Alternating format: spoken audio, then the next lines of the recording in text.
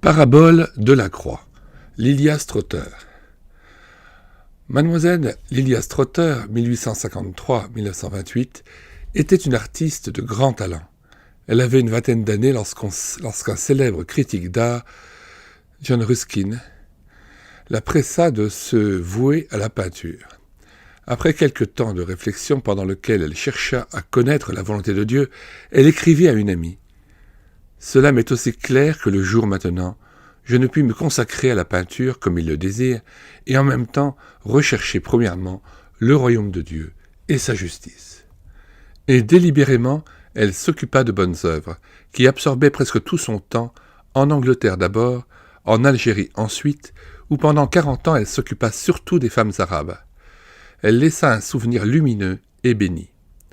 Ceux qui l'ont connue de près disent que ces paraboles sont l'expression même de ce qu'était sa vie. Quelqu'un demanda un jour à mademoiselle Trotter « Comment avez-vous pu trouver toutes ces similitudes ?»« Je les ai reçues à genoux, » fut la réponse. Ceux qui les liront dans le même esprit ne pourront manquer d'en tirer grand profit. M. Alexandre Morel, alors pasteur à Moutier, Jura bernois, a fait paraître déjà une traduction des paraboles de la croix. Ces pages renferment, disait-il dans la préface, le mot dont ont besoin les chrétiens d'aujourd'hui. Il y a 35 ans de cela, mais ce message n'a pas perdu son actualité. Il semble même encore plus nécessaire qu'autrefois, car partout la souffrance abonde, et il sera plus facile de l'endurer lorsqu'on en comprendra le but. Romains 8, versets 28 et 29. Nous lisons à dessein ces deux versets. Romains 8, versets 28 à 29. Nous savons du reste que toute chose concourt au bien de ceux qui aiment Dieu, de ceux qui sont appelés selon son dessein. Car ceux qu'il a connus d'avance, il les a aussi prédestinés à être semblables à l'image de son Fils, afin que son Fils fût le premier-né entre plusieurs frères. Et ceux qu'il a prédestinés, il les a aussi appelés. Et ceux qu'il a appelés, il les a aussi justifiés. Et ceux qu'il a justifiés, il les a aussi glorifiés.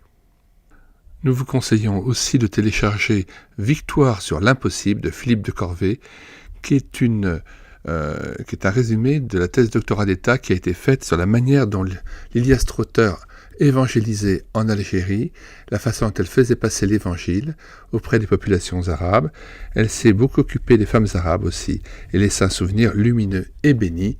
Donc, sur médiathèquechrétienne.fr, sur la page d'accueil, vous allez à Philippe de Corvée, Victoire sur l'impossible, et il y a là des clés précieuses pour l'évangélisation en terre musulmane, en territoire arabe.